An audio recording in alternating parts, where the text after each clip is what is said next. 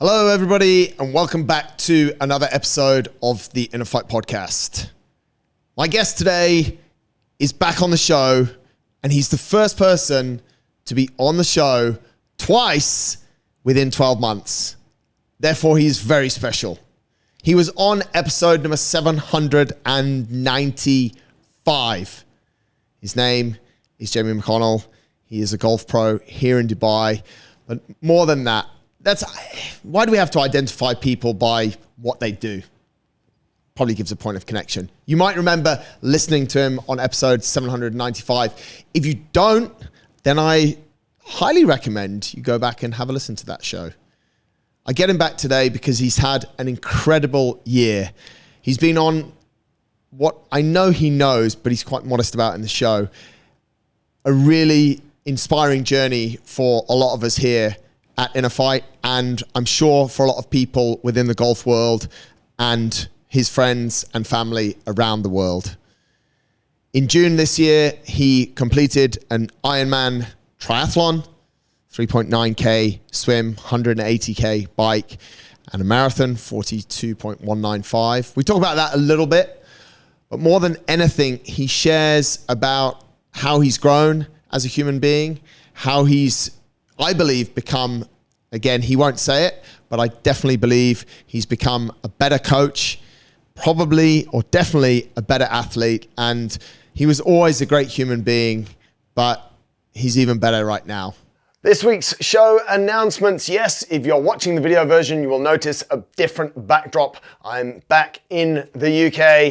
I've come to see Mum, come to take care of her. If you're not watching the video version, please watch the video version from time to time. Hop over to YouTube, our YouTube channel, InnerFight. There are loads and loads of different bits of content on there, and there are loads of outtakes from the show, which, if you like certain parts of the show, what we thought were the good parts, they've been slimmed down into smaller chunks of content, which A, you could share. On YouTube, you can share videos that you like to your own playlist, and B, you could share them with other people. That would be cool as well. Anyway, this week's show notes, I want to wish you season's greetings, and I also want to tell you that this will be the last big show of the year, the last Friday show of the year. We do have a show on Monday, short 5-minute Monday show, but I'm taking a break from the show. No one needs to listen to me over the Christmas period. People maybe need to listen to the guests, but don't need to listen to me. There are plenty of shows we've done this year. Go back, have a listen, or maybe just have a break from listening to people like me talk to other people that I normally speak to, and have a walk and have a talk to someone in person or read a book. Anyway, this is the last big show of the year, and I want to thank you guys for all of the support throughout this year. Everyone that's listened, everyone that's shared, and everyone that's been on the show. You're all very special, and I really do appreciate you. At the gym, there are still classes. The gym is not having a break for Christmas. We never have a break. Fitness doesn't stop. Your fitness can take a little break, can have a little bit of periodization, but the gym will be open.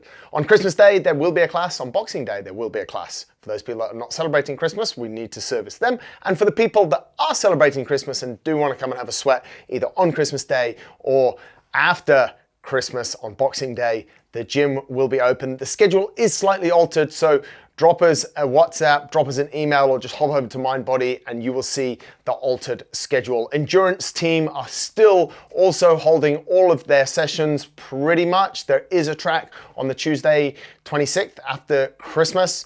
I don't think there will be a cycling skills. There is not a cycling skills on Monday on Christmas Day. However, there might be some people going riding. So if you want to stay involved or get involved in some of the endurance community things that are going on, give them a shout. The easiest way to get that information is through Instagram. So give them a shout, IF_endurance. If you're looking for a gift, my last announcement, if you're looking for a gift this Christmas, you could gift this beautiful hat.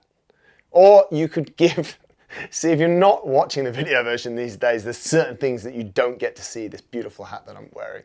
However, if you are lost for a gift and you want to gift someone the gift of fitness, then that is totally possible. You could gift them a certain number of classes, you could give them some personal training, or you could just gift them an hour with a coach, just for a chat. If that sounds like something you want to do, give us a shout, winning@innerfight.com, and we would happily take care of you. It's also quite an easy gift. Like, you don't have to go to a mall. Anyway, that's it for this week's show announcements. I will see you back in 2024 for more announcements and for more shows. But let's get into today's show.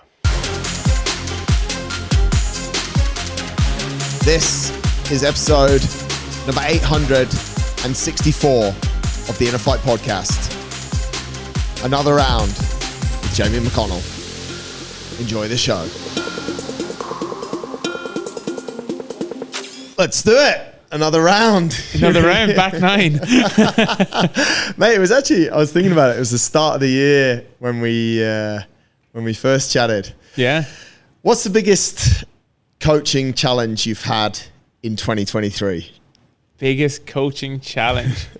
It's a good question, actually. I think, I suppose the biggest coaching challenge in a way has been probably progressing my own coaching, which might sound a bit weird, but I suppose that's something I've tried to do a lot of this year. Has been a lot of it from a reflective point of view, but also where you want to go and where you want to take it. Do you have a coach? Golf coach? No, I don't.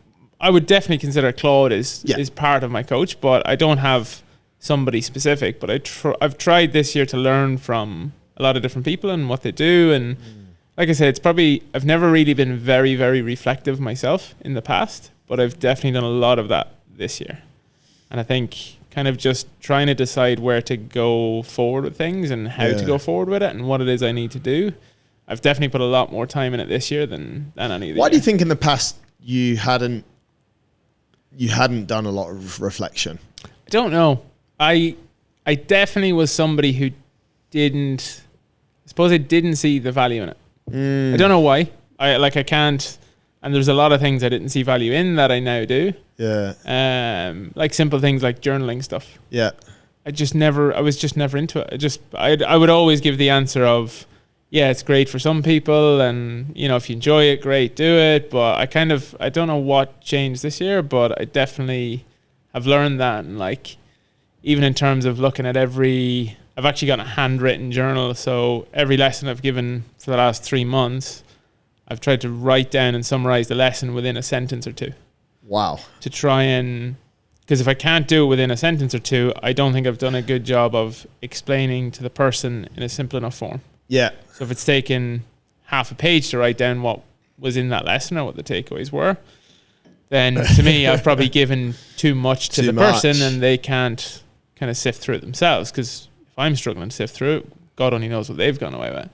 So it's interesting, isn't it? I think that's, there's two things going on here. There's your own sort of personal development and there's also coaching development. And one thing that I see a lot in more junior coaches is that they will try and give loads within that hour. Like, someone's with me for an hour, I've got to give them loads. So if they were to do a summary at the end, they'd want to write down, I taught them this, I taught them that, I taught them the other. But you're now, because you're so mature in the coaching cycle, you've kind of gone the other way. It's like, I need one sentence. Yeah, definitely. That's awesome. And I just think it's, even for me, like when you're reflecting like that, you also very quickly give yourself feedback as to whether you gave a good lesson or not. Like, there's times I'll walk out of a lesson and I won't be happy with it. Yeah. And if I go to that book, I can very quickly say why, but I can also plan what that person will get next. So if they're in the following week with me, I can go, okay, that didn't go well. I need a way to fix that. Yeah. And I've got a couple of days to think about it before I have to actually deliver it. So if I come out of a lesson really annoyed or really frustrated about what I've given or how I felt it went, and it actually happened with one of my students a couple of weeks ago. He was just having a bad day and a hard time and it just wasn't going his way and he didn't hit it great in the lesson, but it annoyed me so much that I just couldn't get him out of that funk. So the next time he came in, I had a really clear, like, systematic approach to how I did it. Yeah. And he just got it straight away and it just completely changed the whole vibe of the lesson. And I think it's something that this year I kind of focused on and did, and I'm still trying to figure out exactly how I want to go about it, but it's definitely helped me a lot with it. How many lessons on average, or how many hours on average do you spend a day like teaching people? Probably in my diary about 10, 11 hours. Right. Yeah. So you've got a really good sort of, I'm just thinking about the amount of data points that you've got. You've got quite a few of, and you could almost, maybe you do, maybe you don't, but almost like a scoring system of, okay, I was a 5 out of 5 in that lesson, or I was a 3 out of 5 or a 1 out of 5. And then you can extrapolate that, and actually you can look at trends in your own, in your own teaching. Yeah, definitely. And like, you even notice how certain things, like when you get tired or you haven't eaten, like if I haven't eaten at a certain point in the evening, you definitely notice the last maybe 2 lessons into the day are affected. So like, again, trying to hit like a window of, right, 5 o'clock, I'm going to eat. And then you feel fresh for the last couple. So, little things like that I've noticed with focus and, even sleep and stuff like that. It's obviously been an interesting year, because from doing the Ironman and stuff, I noticed around about the tail end of that, when your hours are so high, you're trying to maintain work and training. It's like, you definitely notice you get a little cattier and a little bit more, not aggressive is the wrong word, but you definitely react a little quicker. It's harder to stay calm. Yeah. Whereas now you're the other side of that. Now it's like, it's almost very, very easy, because you've had to work through times where you've wanted to maybe lose your shit a little bit. And now that you're kind of quite a nice space and you're not training 25 hours a week or whatever it is, it's like you feel like you've got a little bit more rested, and it kind of all comes back to that. We should congratulate you, mate. Obviously, since the last time we spoke, you completed a Ironman, full distance Ironman. Yeah. 3.8k swim, 3.85, almost 3.9k swim, really, isn't it? 180k bike, and a 42.2 kilometer marathon, or 42.195 for those that are a little bit pernickety about things, which, as you said there, mate, you blended 20 to 25 hours of training into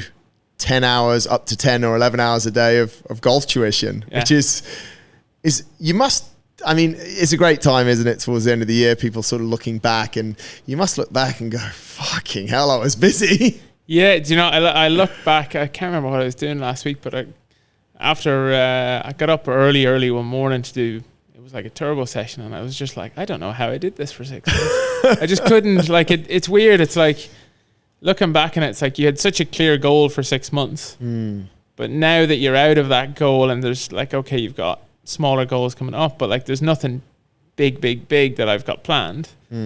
It's like, you kind of go, how did I do that? Like, how did I get on a bike at 2 a.m. in the morning and go do 140k one night? And like, you have all these different things, but it's, I suppose it's natural. It's good to ebb and flow, because if you just stay on it all the time, you just... That's what I was going to say. Right? Periodization. I mean, do you use periodization in golf based on the season? Do you know, it's something that I've actually thought about it a little bit more, I suppose, on a smaller scale, even being how we prepare for tournaments, because golfers traditionally just ramp up coming to tournaments. So if you're 6, 7, 8 weeks out, you might be taking it easy. Yeah. And as you get to the final week, you're literally like pushing harder and harder and harder. And it's something that like interested me, because obviously doing triathlon, you do the opposite. You taper coming into it. Yeah. But like, I don't see why you wouldn't taper it off being a golfer either. Because you end up getting to the tournament and you're almost so tired from the prep and the build up and everything that's going on. Like, you're at peak anxiety level almost. Yeah, for sure. But it's something that I've been playing around, especially with one of the girls that I coach, and we've had like little runs of 2-3 weeks breaks, and what we've tried to do is peak in the middle of it and taper it a little bit as she's traveling to an event, and just tick over for the last couple of days. It's worked quite well. So it's generally, we don't have periodization except for like maybe technical changes in weeks that are off. Yes. And attempts to recover, but the season tends to be so full on and it just turns over. But was it alien for you then, mate? Like, when you were going into the latter stages of Ironman training, that you've come with golf, you're the other way around. We're ramping it up and we're sharpening things, and the volume's high before the competition. Whereas in triathlon, it was spun around. Yeah, Did you find it weird? I absolutely hated the last 2 weeks. Really? Yeah. When it's weird, you go from like just feeling so strong and so fit, even though you're tired. Yeah. To like just lethargic. it's a very, I can't describe it, like it's a very strange feeling. That's where horrible. And in Ireland, because I'd come out of the full Ironman, when we were doing the half Ironman, it was a much shorter taper, and I preferred that. I just found like you were almost into it. It was a couple of days travel, get there, take over. But yeah, it's a very strange feeling. Like as you come to an event, you're not doing much. Yeah. It's but you have to, again, I suppose you have to, because your body's just been through so much for so long. It's you have to, mate. But yeah, I guess there's two things. What's known as taper syndrome, and you can look it up. There's a lot about it, and then you're almost the way that you've been programmed and the way that you've programmed people in golf, and you're going against it. Yeah. So there's no wonder you didn't feel quite yourself. Yeah. It gives you a big itch though. That's the thing. Like by the time you get over that, it's like you just want to get going. And like you're so excited to get going. It's such a nice feeling to just feel like you can go, all right, this is it. Like I remember the day before, and like Tom would come over to the house and stuff, and it was just like everybody was like ready, and you just couldn't wait to wake up. It's like one more sleep to Christmas. It's like, right, this is it, and you get up and you go, and it's a strange feeling, but I think you can learn from both, right? Like some athletes, I'm sure that you deal with, probably prefer a shorter taper and just feel better on it. Yeah, some will say that they prefer a shorter one and then not perform well, and then have a longer one. And some people won't really have too much of a, like for a lot of, I don't know, for some of the people that I coach, I don't even tell them, like I won't even say a lot of the time that's a taper. I just say we're just going to relax a bit this week, and trick him into it. Yeah, maybe, mate. Maybe it's a trick. I know from doing, or what I felt from you doing your Ironman, you probably turned a few heads in your industry, be it with colleagues or be it with clients. Talk to us a little bit about the impact. Was it a shock? Golf Pro does Ironman triathlon. How was all of that received? I think it was more me doing it, because they just don't. I suppose I don't look like somebody who should probably do an Ironman. Like I walk a little bit funny, and I'm a bit bigger than most people that probably do them, and I'm not traditionally, like I've only done this for a couple of years, and I think people just thought it was a bit mad. I just don't think people. I like. There's a lot of people you'd say you're doing an Ironman to, and they just look at you and go, "Yeah, all right, yeah," like as if really? Like they don't really. But you just keep taking over. You don't notice it coming in a way. Yeah. Do you know what I mean? Like it seems so big. And I remember when I watched like Jad and Rob 2 weeks before, I think that was when it really hit me, the scale of this and the difficulty of it. I think that was like, oh God, this is like, and I'm just obviously at that stage coming into taper week, and you're like, this is going to be hard. Like this is, because you know their run times and you know what they run like, and you can see obviously the different times within a race, maybe there's difficulties and stuff. And then you're like, oh, this is tough. This is going to be hard. But yeah, you just kind of get on with it. It's one of those things, like all you can do is start and just hopefully finish. Do you know what I mean? Like it's like there's a starting point and an end point, and like you just got to get from one to the other, and that's all you can do. But yeah, you get some funny. I think a lot of the higher level guys that I would coach or work with, like quite respected that you were doing something like that. That you were having to get up at 4 a.m. to train and still make it into work for 7, and they could see that you were pushing as hard as they were in their sport. And then to the guys who were slacking off, like it was an easy little punch you can give to them and just go, geez, I'm doing this as an amateur for fun, and you're getting up at 11 or 12 and hitting balls for an hour and going home. It's like, it's not the level that you should be at. So yeah, it's an interesting balance to strike for sure. Leading or setting a great example in another discipline as well. I think that's how I saw it, mate. Like, obviously you're well respected within golf, and you've led what you've led there, but then you go and do something in another sport that, mate, I remember January of 2021, when we worked together for the, what was it even called? Like the weight loss challenge or something like that. It was like the transformation. Transformation challenge, So it's all of this is quite new. So to move into a sport, and a sport that's so demanding training hours wise, you can get through an Ironman with not huge training volume, but you can't really. And you sort of just went all in. I think you have to give yourself credit for that. There's a huge amount of respect, and I think that's why people sort of went, oh wow, that's quite special. Yeah, but it's funny, through it all, you don't again, you don't kind of realize it just sneaks up on you, because to me, it was the people around you. Like it's an individual sport.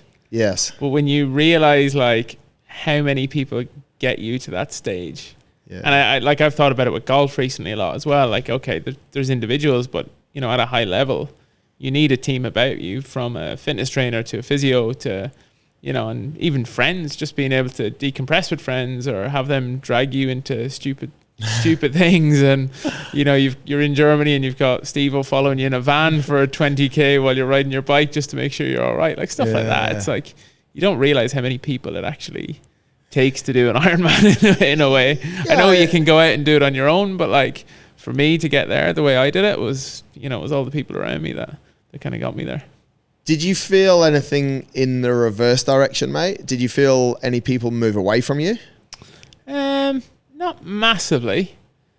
Not particularly. I think you definitely kind of slim down who you're around regularly, because you just don't have time. Yeah, no, but like you're having to make a decision. Like for me, it was, I looked at it like I had work, I had training, and I had, like, call it lifestyle, or, you know, going out, whatever way you want to put it. But for me, I definitely took a hit on that lifestyle casual time. Yes. Like I did not go out. Like the team, even within work, like the team were going for a curry night, because I was trying to lose some weight to be, you know, at a decent weight for doing it. And like I was sleeping at like 8 or 8:30 at night. It's like I had to just say no. Yeah. And you feel so guilty because you're like, it's the team, but they also understood. But you're having to make that sacrifice, because if you don't make that, then work's going to take the hit, right? You've only got so much energy and time that you can put into things, and you have to prioritize that. And for me, that was social time was just out the window. Like my social time was on the bike or at Zad's.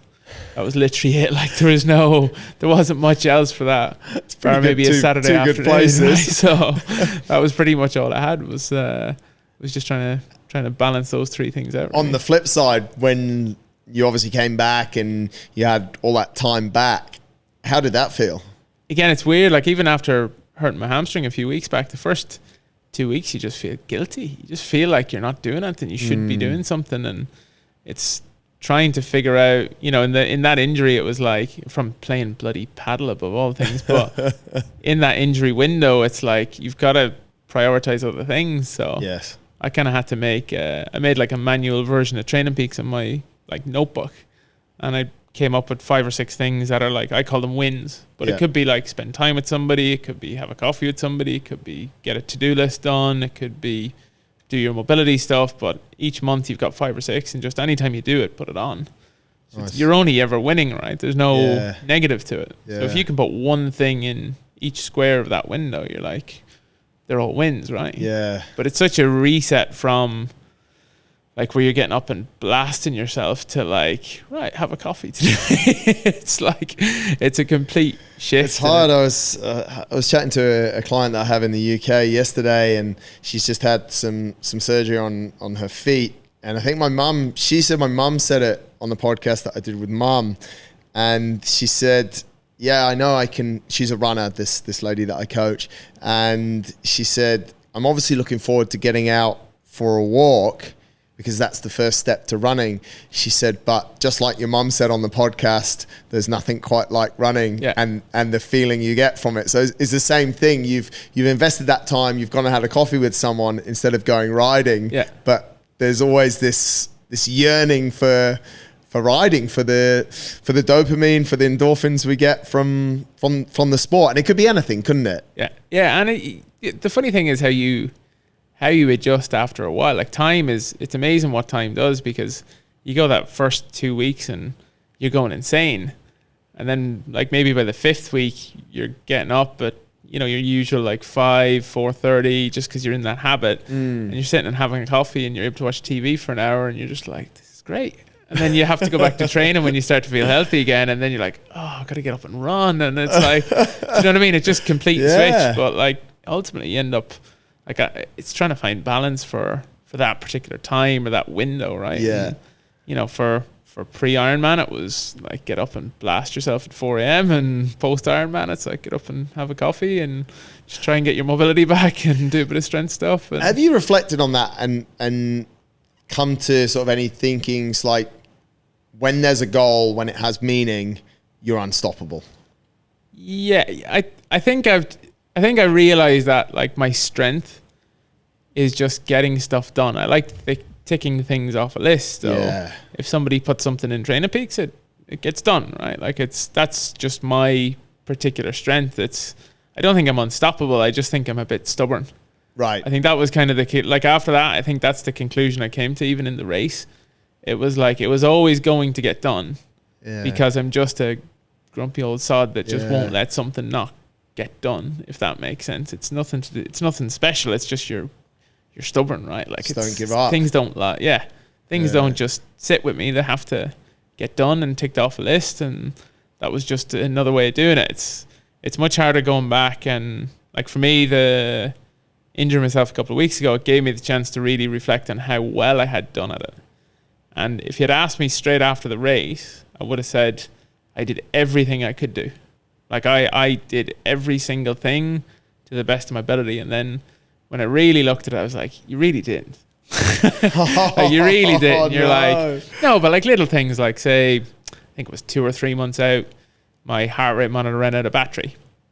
So I never changed it. I was like, you know, the watch will pick it up on the run, and it's not maybe that important on the bike. And I just, you know, you just kind of put it off. And I'm like, it's actually good, like, data that you could have had for the next time or for the build up or whatever it was. It's like, you could have done that better. It's like, you know, I did my strength stuff. And then you go, well, you did the bare minimum strength stuff that you agreed to at the beginning of the journey. Because part of signing up was obviously with Jess and Tom, they said, like, you need to do at least this. I was like, all right, no problem. But in reality, at the end of the day, like by the 35 or 6K mark, my body was giving up.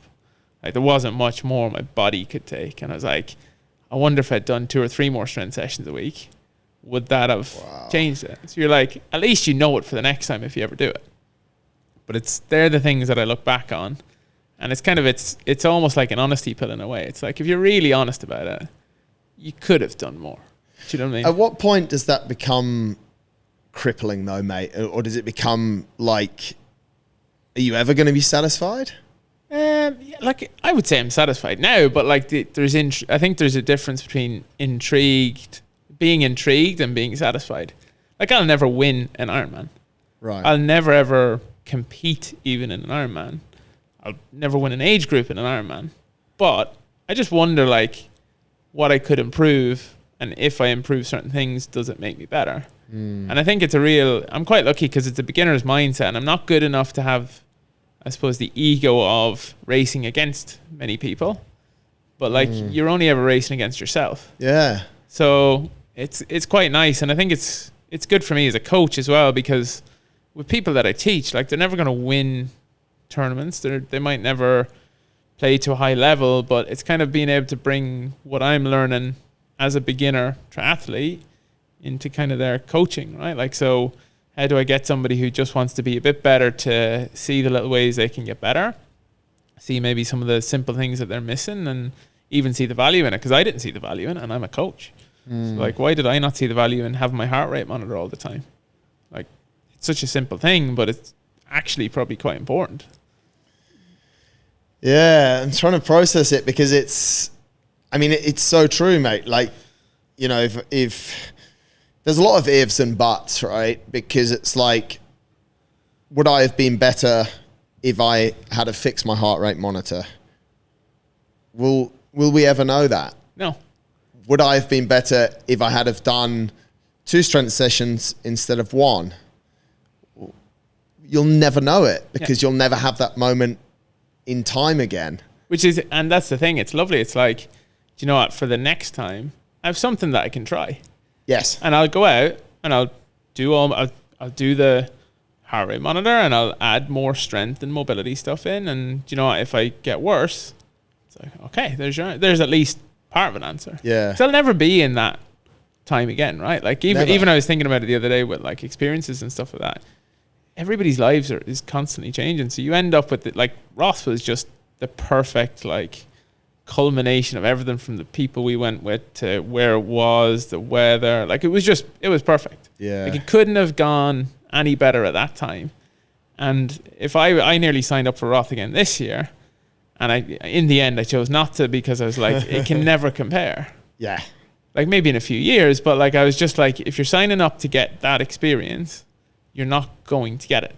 Yeah. It might be good, it might be better, it might be different, but it's not going to be that. So don't sign up for that. It has to be something different. Yes. The motivation has to be different, right? Yeah. And you've got to enjoy whatever it is. Yeah. Right? Like, don't do it for the sake of doing the same race again. Do it because, like, I've been lucky. All the races I've gone to, I've had brilliant experiences with people. It's not been about just doing the race. Like, whether it was Dubai for my first one here with everybody from InnerFight, you go to Greece, we had a lovely group. You go to Roth, we had a great group. Like, it's always been about the people. And I think that's why I'm lucky, is you're never going to really compete. Like, I'm never going to try and make a world championship unless I'm 70 and still as stubborn as I am in doing it. So, like, you're like, you can just go and enjoy the race and try and beat yourself and, you know, beat your splits and things like that. And yeah, it's quite nice. Do you think the golf's a really complex game, and to be good, you have to be exceptionally good in a number of super unique situations? Because, and where I'm going with this, mate, you never have the same shot from the same place twice. Yeah. So you're almost training, so like you're training in these different scenarios to be perfect, but to swing perfectly no matter where you are. So is it that detail that sort of brings, I'm trying to figure out where your mindset comes from. That's what I'm trying to do. I'm trying to see if there's a link between golf into this, or if we did that a little bit different. And then what could we, because it's an amazing mindset, because you're saying, yeah, it's cool, I had a great time, but I wonder what if we just tweak that, or if we did one more strength session here, or... Yeah, like I say, I think the brilliant thing about golf is it's probably the most random sport going, because you're like you say, you're never hitting the same shot twice. So you're learning to adapt. Like, it's like, for me, golf is constant adaptation. Whereas, like, most golfers who come to me, especially beginners, they want, like I was using inverted commas when I say it, they want consistency. But actually what they need is adaptability, because they don't stand on a driving range and hit 50 balls the same way. You're hitting from different lies, different slope, different things like that. And that's where triathlon for me is, in a way, a little bit easier, because it's predictable. Like, if you run a certain time of a marathon, it's unlikely you're going to beat that time by a huge amount. Do you know what I mean? Like, you might be able to marginalize it, but, you know, it's unlikely that your paces are either going to increase massively or decrease massively. So there's it's a little bit more structured. Whereas with golf, hardest part about golf is you could be doing everything right and making absolutely no progress.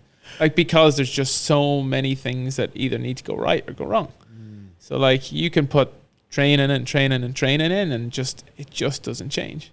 And you've got to look for the little glimmers of light. Like Faisal, one of the guys that I teach from Saudi, like, even yesterday, you know, he's moved over to Dubai from Saudi. He's put in a load of work the last few months. Like, he is showing up every morning, 7 a.m. He's just worked. And, like, the results just haven't shown the work he's put in. And there's like little bits of it and a good score here and there.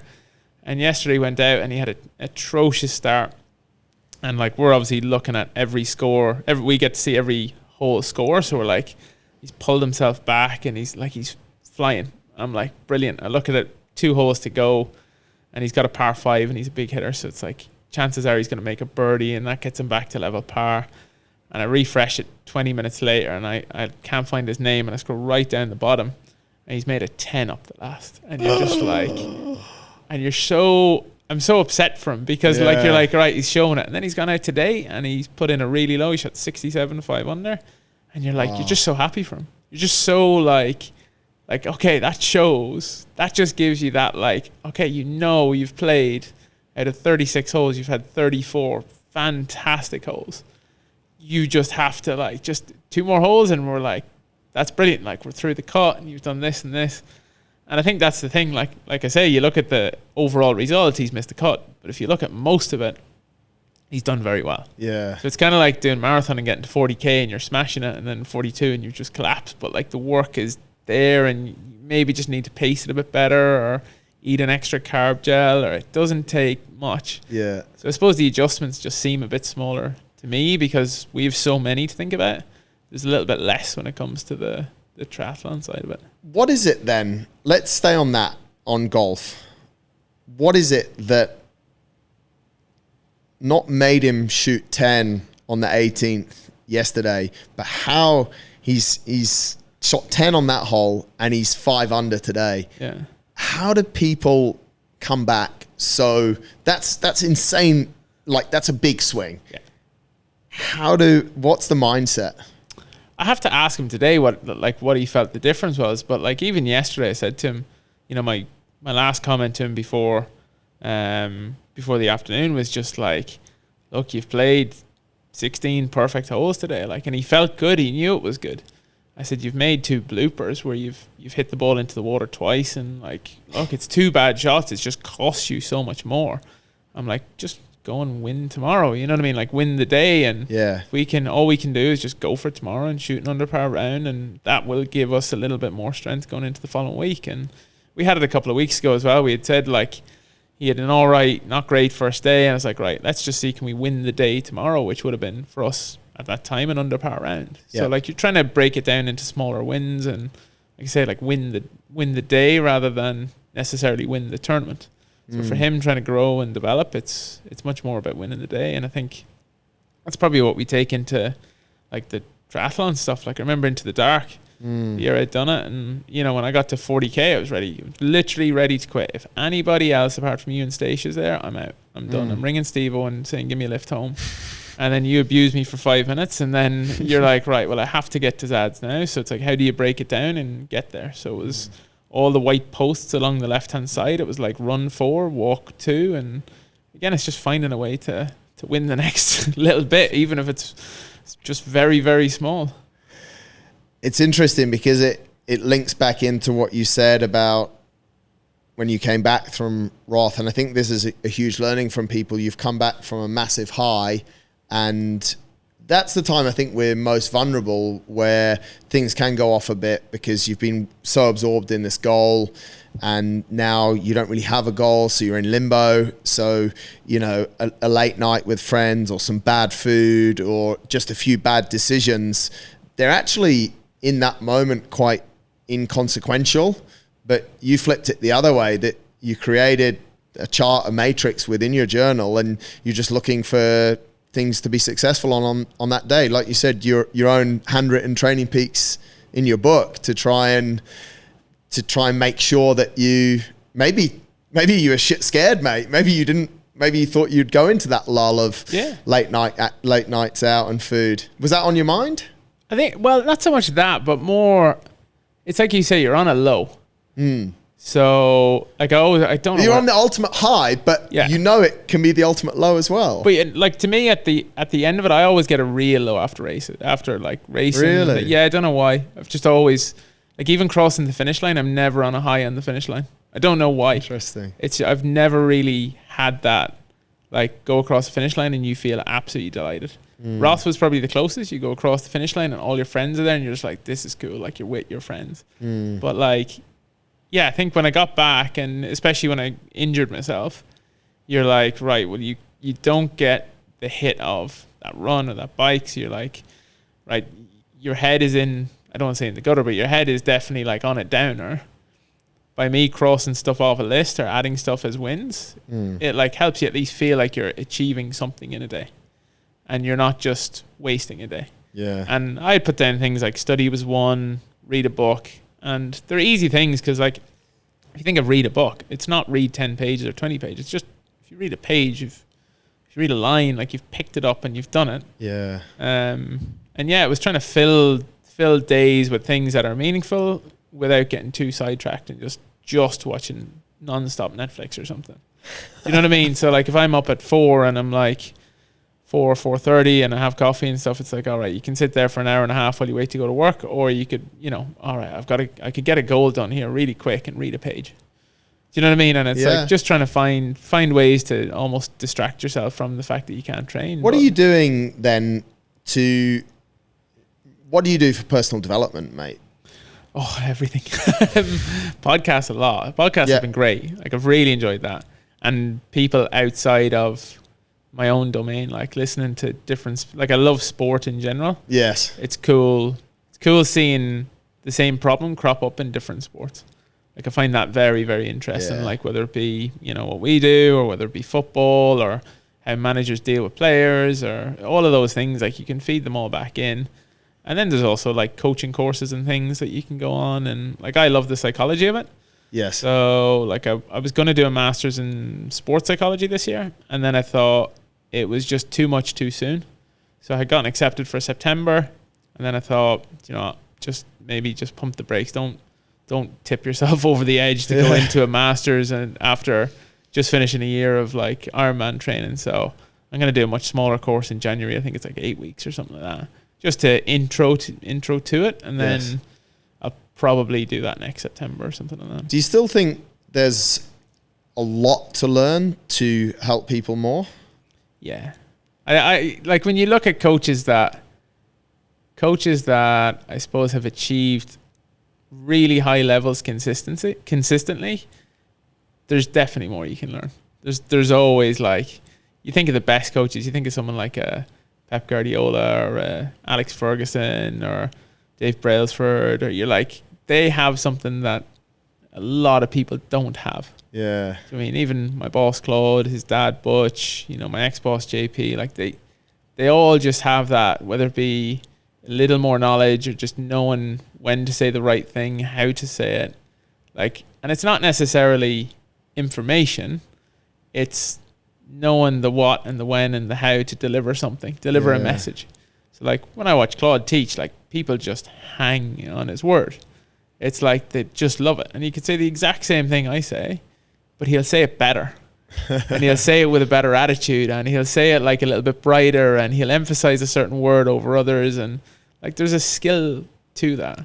Do you think he read that in books and listened to podcasts to get it? No, not necessarily. But I also think he's got a very unique upbringing in that he grew up watching the best golf coach in the world every day of the week, and he had Tiger Woods, who he would look after, and all these amazing players. But I don't think you can necessarily either recreate something or have one way of doing it. So I think for me, if I can come up with like a different perspective from listening to somebody else, it's not a bad thing. I don't think you'll find it all from podcasts and books. I think you have to do it. Yeah. But you think doing it is my easy bit in a way. Like, I do the 10 hours of coaching a day, but it's trying to find something that you could drop in a lesson or drop in a conversation that just tweaks things. And it could come from anywhere. Like, I listened to one on, I think it was the CEO of Pixar. He had said something about a meeting. Like, if he was having a meeting with his team, he would ask Steve Jobs not to say anything for 10 minutes. He said, let them talk and let them speak and allow the conversation to develop, because if you set the tone of the conversation, they'll all follow. You're the leader. Whereas if they start it, that's the tone set and the conversation can flow. And like, even with our team at work, I've been trying to do this in our meetings recently, where like we did a presentation with one of them yesterday, and it's so hard to stay quiet for 10 minutes and not say anything. Yeah. Because you've got all these things in your head, but it really does let these young guys like give really good information and good presentations, and it lets them flow a bit more. And it can go both ways though, right? Yeah. Because if you don't set the tone that you want, then the whole energy of the meeting can go, and then you actually spend, after you've broken your silence after 10 minutes, you spend the rest of the time trying to get it back onto where you wanted it to get to. But that's where it's the goal, right? Like, it's like, if I have something that I need done or an outcome that I need from a meeting, I'll lead it. Right. But if I have something that like maybe I've asked them to do and asked for some information, or there's no harm in me just shutting up for a while, right? Like, so it's kind of just judging it. But it's the same with coaching, right? Like, if you have a premeditated thing that you want to get done, like the bad lesson that I gave, that I felt like, okay, I know how to fix this and I know what he needs and I just need to deliver it better, like I'll go in and lead that. Yeah. But if you have somebody coming that has a couple of ideas that they want to explore, and if you jump in with your opinion straight away, then they never get that across to you. You ruin their creativity, right? Yeah. So it's a balance, and that's the coaching side, right? Like that's the balance of knowing what it is that, I suppose, knowing when and how to say something, right? Or even sometimes just not to say it at all. I think that's the latter is, I think, the hardest for everyone. Definitely. And you had said it to me, and I had asked you a question a couple of weeks ago, and you had completely twisted around the way I wanted to deliver it, and I was like, you know, that makes a lot of. But if I hadn't reached out to you and said it, I wouldn't have gotten it. Yeah. It's the same if I didn't listen to a podcast. Maybe I just don't have one little insignificant, you know, or seemingly insignificant piece of information that someday I'll just call upon and use. And if it's at the right time, then great. I think one of the biggest tools so far that I've picked up from this is the reflection on the actual coaching hours. Yeah. Because you have so much data. Yeah. And I think that's really, I mean, mate, I love podcasts. I appreciate everyone that listens to this podcast, and hopefully I'm the same. And I've said this a lot in the close to 900 shows we've done. Like, don't listen to this conversation today and take everything that you've said, but listen and take one thing and do it really well. You know, and because I think that gives people anxiety as well. You know, you listen or you read a book, and I've seen this a lot with people. They'll read a book on whatever it is, motivation, leadership. It could be a number of different things. And the next day they've got a list of 10 things that they want to do. And it's hard to say to someone, you're going to fail at all of them, but they are. Whereas it's just like, just do one thing. There's very few people, and it's the same with nutrition. Most people, for a few days, they can cut out everything they need to. But a lot of people, and this is what we worked on, we're like, okay, we'll take that out and we'll see how we go. And then you only have one thing to focus on, and you can put all your energy into it, and there's no anxiety. Whereas too many people are working on too many things at once, and there's no absolute focus. Yeah, and it's actually one of the things that, like, I've found using a journal helps. Yes, it's like I'll take all of those things in, like those 10 things on the list, they will go in that, but I will pick from that one, and then the rest of them you can use to explore later on. So even just every so often, I'll just flick back through stuff, and like it's funny what you come across. And go, I remember writing that. That could be quite interesting for the next month, or you know what I mean. So you can kind of almost sieve through it, and you can filter it rather than going, right, there's 10 things that I need. It's like, okay, well, what's the one? So that example from the Pixar guy was a simple one. I was like, you know, it doesn't take much for me to do a month where I just let somebody else lead this stuff. And like just see what happens. And it might be a disaster, and if it is, I'll never do it again, but it also might work really well. And if so, it might be something that we just continue, and it just rolls into being normal rather than focusing on it, and then I can focus on something else. There's something with, you lead a team, there's something with empowering those coaches. You have some young guys, you have some guys that have been with you for a while. And I learned the other day, you have an insanely low turnover as well.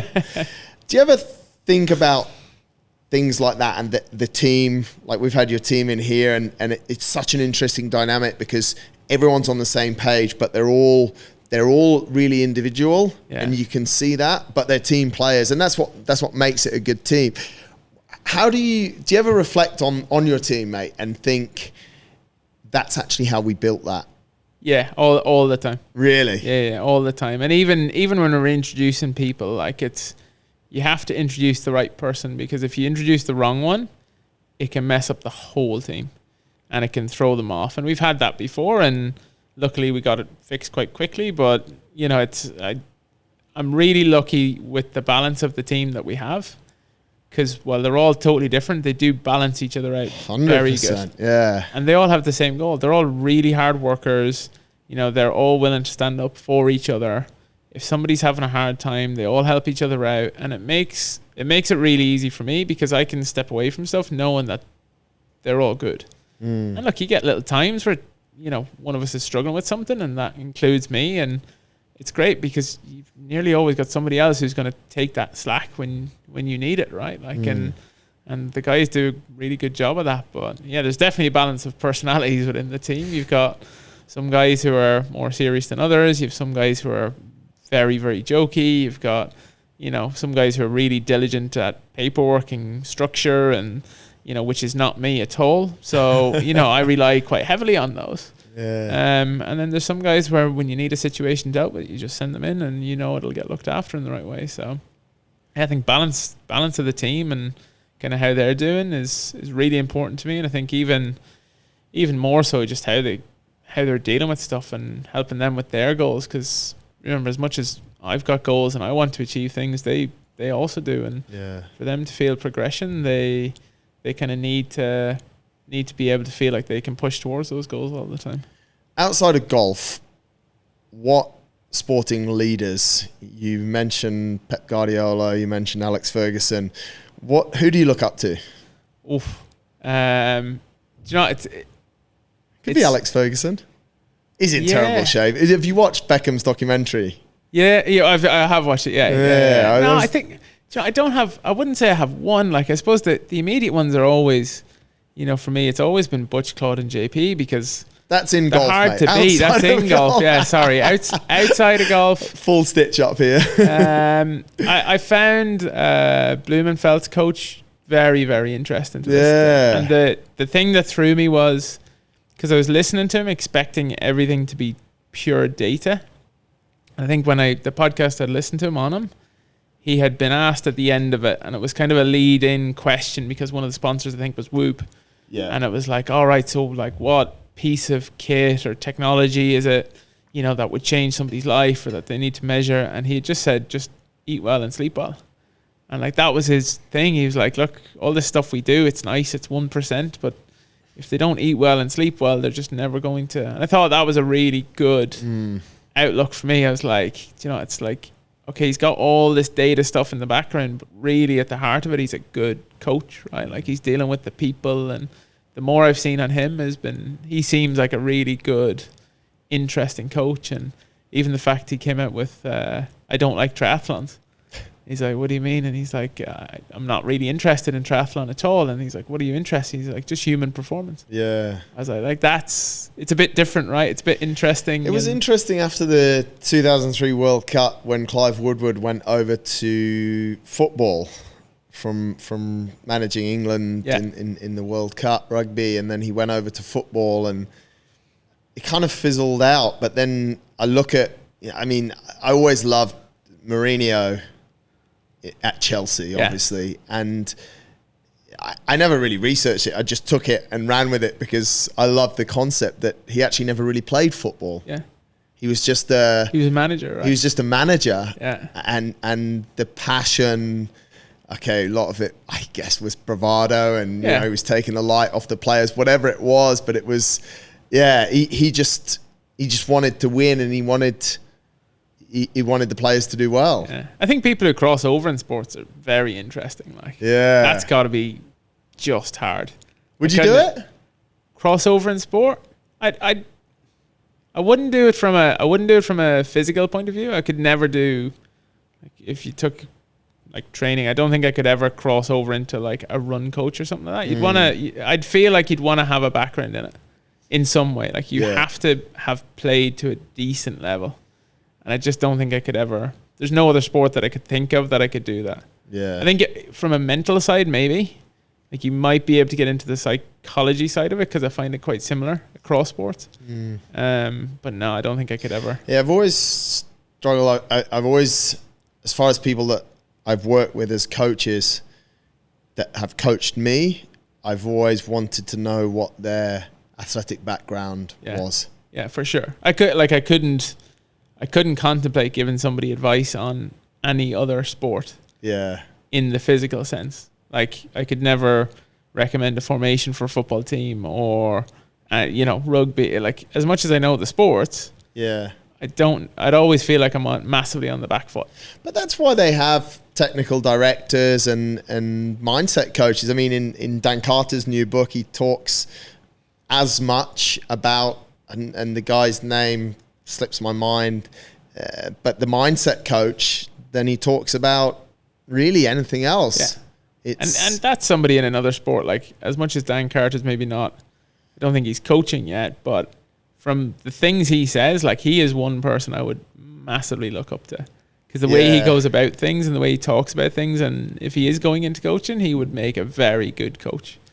Yeah, I thought about that a lot. I read his book, and then I watched on Emirates. Yeah, there's his documentary as well, and obviously a lot of it's the same. But I actually thought about, because I've read a lot of sports autobiographies of rugby players as well. I think that's what I spent my 20s reading, one book every 2 years, not very fast.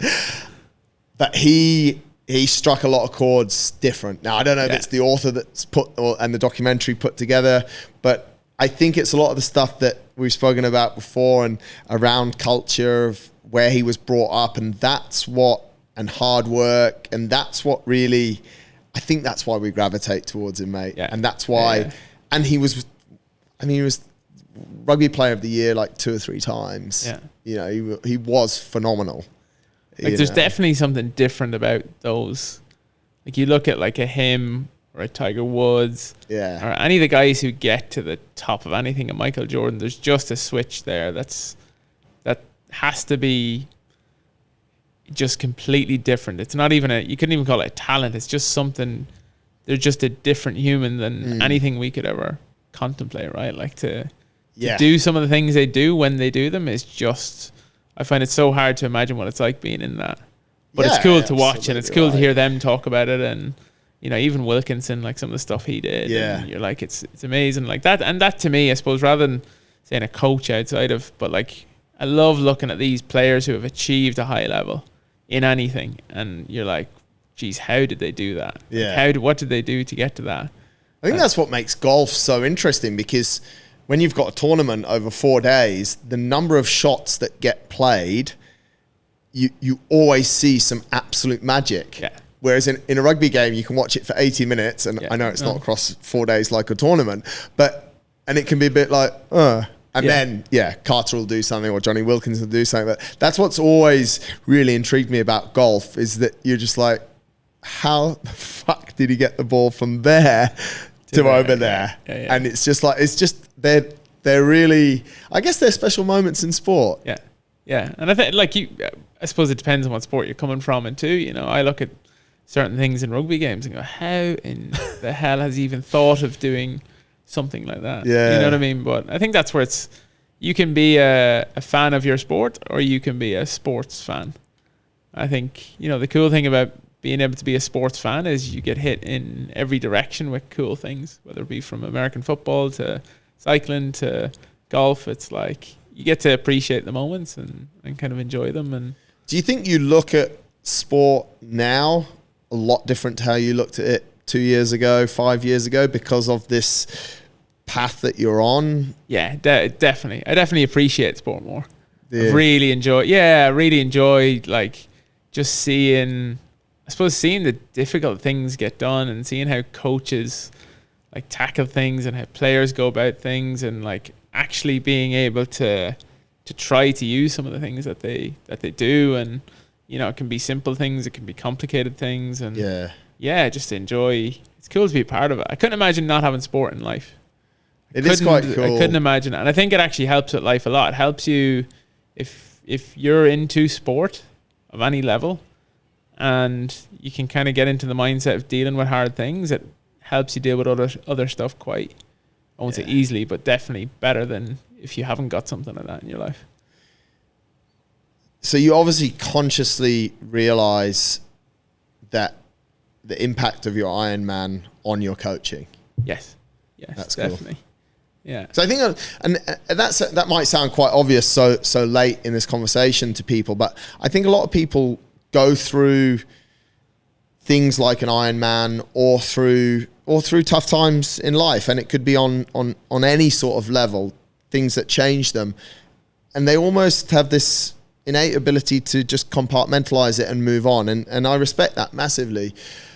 But what I see is everything that you did over there, or not everything, but a lot of the stuff that you did over there for your Ironman is slowly feeding into making you a better coach, which, it's the right thing to do. You spend all those hours, but so many people don't do it, mate. Yeah, and I suppose it just goes back to that reflection stuff. It's not something I naturally would have done before, and I think one of the advantages of triathlon over the other ones is that you've got so much time on your own. There's not much you can do other than think. Yeah. And like, whether that be good thoughts, bad thoughts, but there's thoughts. So, if you've got that little bit of time, random things just come into your head. Like even this morning when I texted you, I was like running in the rain. I'm like, damn, I forgot to write back to Marcus. So I'm like, you know what I mean? Like it was like 2 days ago. I was like, I never wrote back. I'm like, but it's just a thought, right? Like, and yeah, I think, whether it be the triathlon helping my coaching, whether it be that helping my life, or, any other way around you want to look at it. I think, to me, sport kind of reflects life, and life reflects in sport. And I think the two go hand in hand. I don't think you can separate them. I think anybody who's into sport, if they're feeling generally good, they'll probably do a better job. And I think it's kind of learning from everything you do, right? Mate, incredible. We're almost at an hour. Thank you very much. We might have to have another round. We might play like a 4-day... 19th hole. 4-day competition. Twice in 1 year. I think you're the first guest I've had on twice in 1 year. But to be honest, mate, after the first time we spoke, everyone's like, you've got to get Jamie back on. Thank you very much. It was exactly what you said. I just put it in my notebook. And then when I found a good time, we managed to tee up. So thanks for replying to me this morning, just because you had the whole morning cancelled and nothing to do.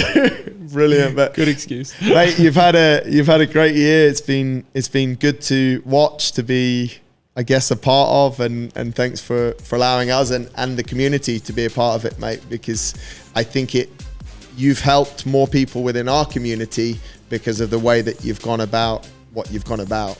And I think that's pretty cool as well. So even indirectly, subconsciously, you could say you've helped a lot of people, which is amazing. Thank you.